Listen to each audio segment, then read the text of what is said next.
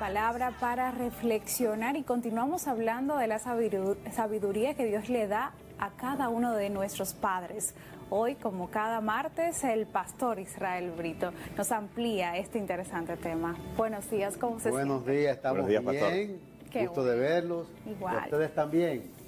Julio, preparen los chelitos, que el Día de los Padres viene por ahí. Ay. Yo creo que vamos a tener problemas. Bueno, sí. Vamos a tener ¿Cómo que que hacer una vigilia para ver si nos toca algo.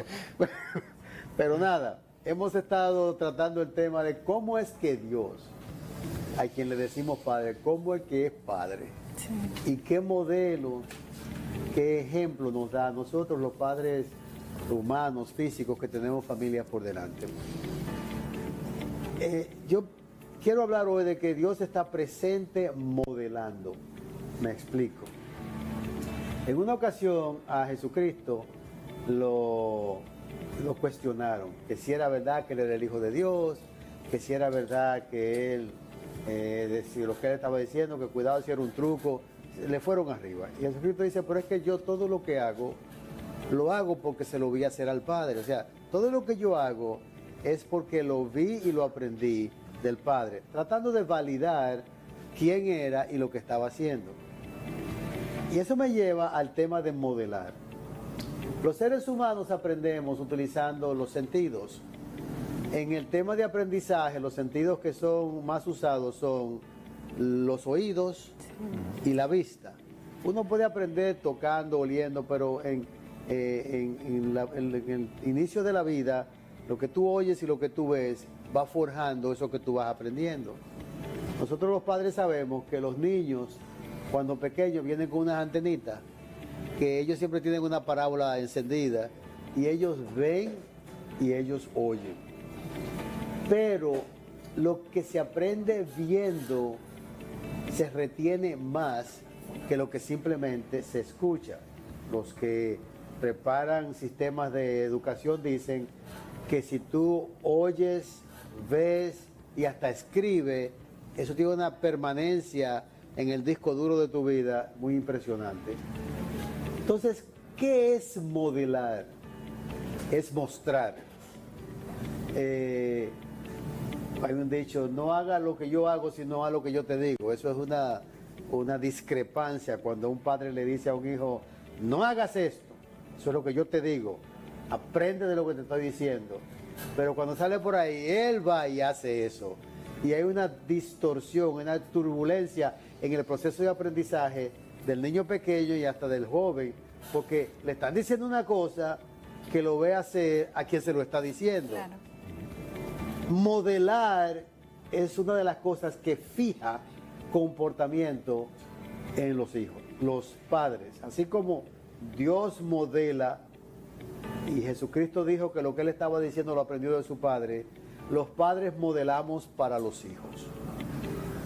Modelar es un lío, porque tú tienes que estar en cámara 24/7. Tienes que entender que tú estás en vivo. Así es. Y los hijos a veces te ponen a prueba.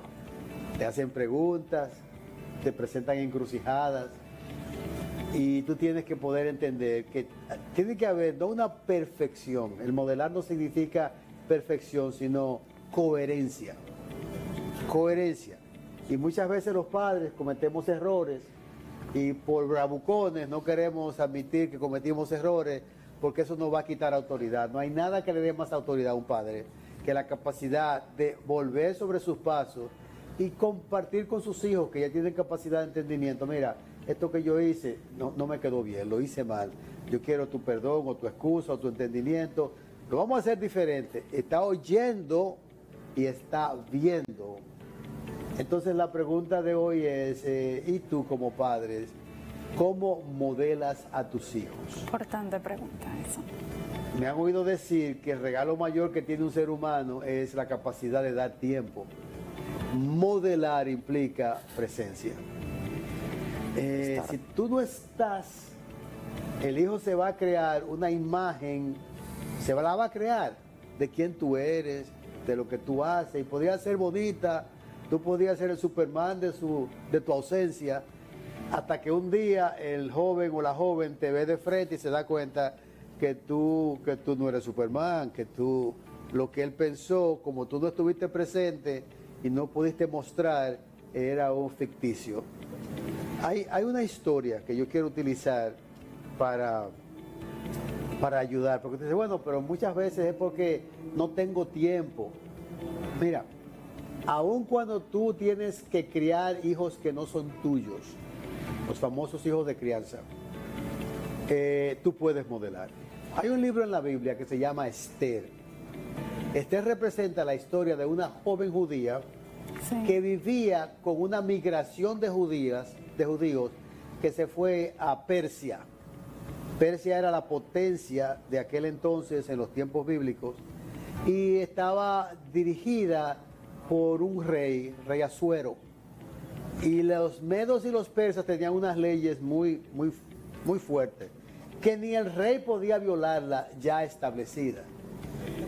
Y de pronto hay un problema con la reina y el rey Asuero, hay una turbulencia marital, él le pide que haga una cosa, ella le hace el foco, como decimos, y los príncipes de él le dicen, tú te vas a dejar echar changüí de esa muchacha, sal de eso. El asunto es que el hombre detutana a la reina y dice, yo voy a hacer un llamado, porque así no, yo necesito una reina cuya vida alegre mi corazón, y hace un edicto y manda a pedir que todas las doncellas casaderas, o sea, que sean solteras, se presenten para que el rey la vaya evaluando.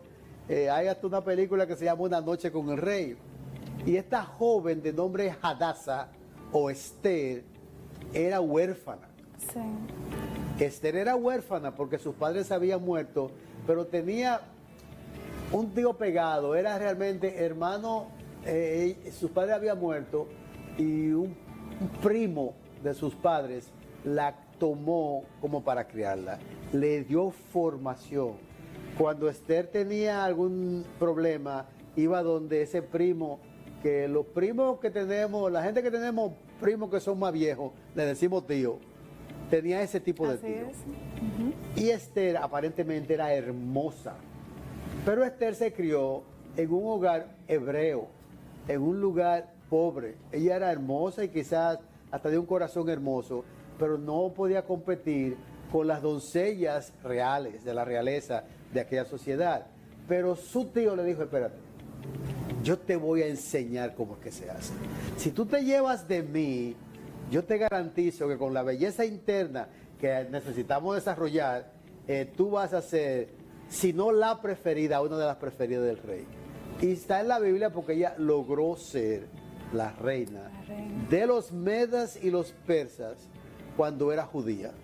Y cuando hubo un problema que quisieron destruir a todos los judíos, ella intervino para salvar a su población. Y de forma sabia lo hizo. Pero sabia porque el tío le modeló. Exacto. Porque alguien le sirvió de modelo para que ella, entrando en una situación no antes conocida, diera los pasos. Y él le decía, hazte tal cosa. Ella lo hacía. No te haga tal cosa, no lo hacía. Él fue quien proveyó el mapa. Mira cuál es el problema en nuestros tiempos de esa modalidad. Y es que cuando uno llega a cierta edad, los niños son problemas. Los niños, tú dices, ¿cómo tú quieres ser como papá? Tu papá es médico, yo quiero ser médico. Tu papá es limpiabotas, yo quiero ser limpiabotas. Porque se fijan la idea de que su papá todo lo resuelve. Pero llega un momento de la adolescencia cuando entran en competencia con el papá, especialmente los varones. Y si por una de esas cosas hay turbulencia en la casa entre el papá y la mamá, el hijo varón se torna el adversario del papá. Por lo menos el resentido. Porque lo que está modelando y lo que está diciendo que va a vivir afuera no coordina. Hay gente que son muy buenos, muy sociables, muy agradables con otros. Y en su casa son unos leones, son bestias, y los hijos van tomando estos comportamientos y van construyendo un modelo de vida que les hace bien o les hace mal. Dios mandó a Cristo y Cristo modeló lo que su Padre tenía en su corazón para toda la creación. Y tú tienes la oportunidad, tú como padre. Estamos relajando de que el Día de los Padres te van a regalar que es una corbata, un pañuelo, lo que sea. Pero tú tienes la capacidad de imprimir, impactar en el corazón de tus hijos un modelo de vida. Pero acuérdate de lo que te dije al principio. Los que saben de conocimiento dicen que oír enseña y ver enseña más.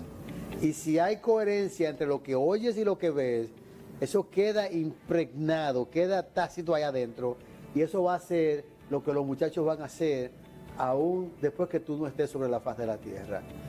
La incoherencia, oye viejo, la incoherencia, eso que causa la distorsión y el enojo, es la incoherencia de un padre que aparenta bueno, pero es un ogro en la casa.